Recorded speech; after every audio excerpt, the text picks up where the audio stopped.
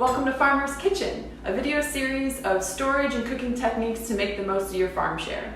My name is Carmen, one of the farm directors here at Arden, and before we get started, we'd like to give special thanks to D.R. Horton for allowing us to use this beautiful kitchen in their Sydney model.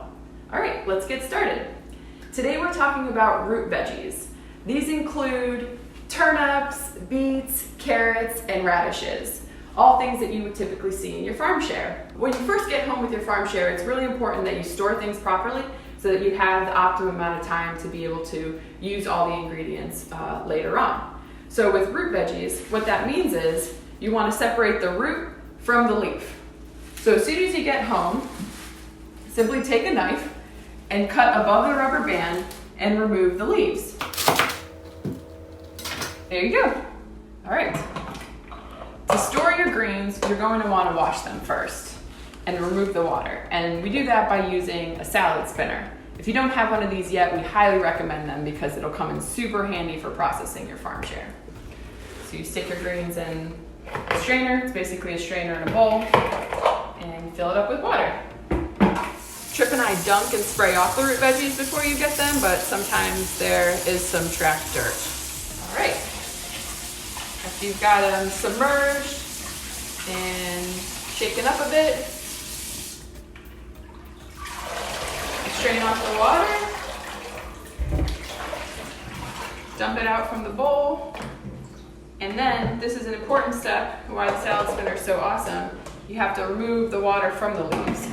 If the leaves are wet, they won't last as long in your refrigerator. So the salad spinner slings the water off. I like a salad spinner that's got a little stop button. If you find one like that, makes it go quicker.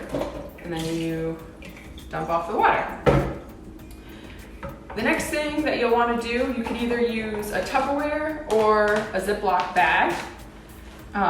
Put some paper towels at the bottom to soak up excess moisture, and then simply lay the leaves in there. And then they're clean and ready to use whenever you want to do a recipe.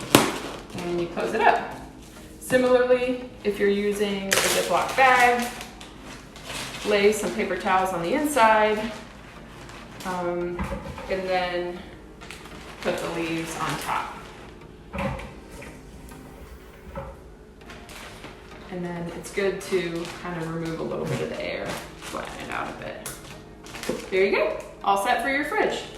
To store the root part of the vegetable, they'll last longer if you stick them in a plastic bag. So that could be a leftover plastic grocery bag or a Ziploc bag, but you could simply put them in just like this in your crisper, and that way they will last the longest. All right, let's start talking about fun ways to cook with these vegetables. With turnips, particularly this variety, Hikuri turnips, they're really good raw or cooked. So if you're gonna cook them, you could either roast them or you can saute them. And you'll notice that you'll get ones in your bunches that are different sizes. So the important thing when you're cooking them is that you cut them so they're all relatively the same size so that they cook at the same speed. We like roasting them. If you roast them, toss them in some olive oil, salt, pepper, maybe you like garlic or onion powder, paprika, cayenne pepper, spices of your choice, and then put them on a baking sheet and roast them at 420 for about 15-20 minutes, stirring them halfway through. So what you'll want to do is take off the remaining stems. You can take off that little root. And then since this is a smaller one, I would just maybe cut this one in bite-sized pieces in quarters, like that. And then a really big one, you'll obviously have to cut it up into a few smaller sizes so that they are going to cook at the same rate as the smaller turnip. So maybe go in half, and half again, like that. So the chunks are all relatively the same. Folks might be more familiar with the purple top turnip. Those are more commonly seen in grocery stores. But these particular turnips are salad turnips, so they're super mild and they're delicious. Cooking tends to make them even more mild. So if I were to saute or roast them, I would do them in bite-sized chunks like this. They're really good, great added to curries and different sauteed dishes, just like that. And if I'm gonna make a salad with them, I don't wanna have a giant chunk like that. So what I would do is similarly take off the stem, the little root. You kind of have two options. You can do like little thin circle slices, so they're really light and delicate, like this. This is still too big to chew, so I might cut it in half and maybe in half again. So you get really nice thin slices like that. But the other option you have for salads is doing matchsticks. So you cut a thin slice and then do just tiny little rectangular slices like that. And that's really easy to chew and adds a really fun, bright texture to your salad.